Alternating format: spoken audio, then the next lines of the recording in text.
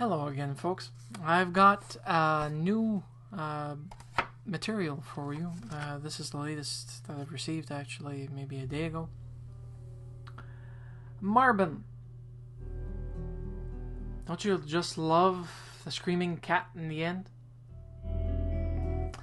Anyways, this disc, as much as it has unique and unusual cover art, is actually quite a catch. It's one of these types of discs that when you do trip upon it, of course not the physical sense but the literal sense, when you are actually searching for something, sometimes you find what you need, not necessarily what you want.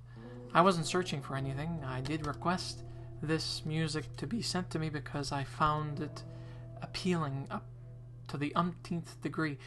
It has a certain ghost-like quality that still haunts your mind after you've listened to it, but not in a bad way. The guitar player is Dani Rabin, and the saxophone player is Dani Markovitch, and this is what you can call ambient jazz. It's akin to, martini groove is probably the best way of putting it. It's the type of music that will not interfere in your natural surroundings. If you're having a party over at a house and you want soft jazz to be played, it's less precocious than soft jazz. It's less pervasive than soft jazz. As much as I hate to say it, ambient jazz is actually made to be tweaked to your specifications, meaning you put the volume as high as you want, and then you just let it do its thing. Well done, it may not even be noticed. I know it sounds like a gag, but well done. Ambience is there. Let me put it to you this way. If you had to put salt in the soup, it would just be there in the smidgen. That's the definition, the best way I can put it for you folks for ambient jazz. Literally, this is what I received for their bio. It's on blue, so don't worry, you're not freaking out. It's a short, sweet bio. The group was formed in June 2007 by guitarist Dani Rabin and saxophonist Dani Markovitch. Together, they have defined a new sound in jazz. The group's unique style combines the use of modern textures and soundscapes with traditional forms. During 2007 and early 2008, the band was active in the Israeli music circuit. Marbin played numerous shows all through the country. In September 2009, Marbin relocated to Chicago, so he's now going to be soon, hopefully, an American citizen, if he decides to go that route. If not, come to Canada and come live in Toronto or in the Maritimes and be a Canadian.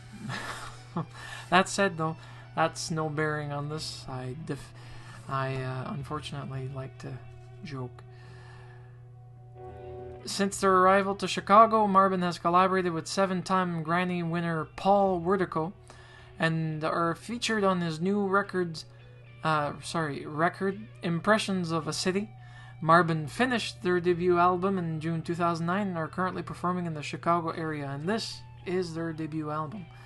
I'll be choosing a track and playing it in the background as usual, but they're awesome. At first, like anything, I approach it on light foot, but these guys have a heavy foot when it comes to doing their style. They're awesome.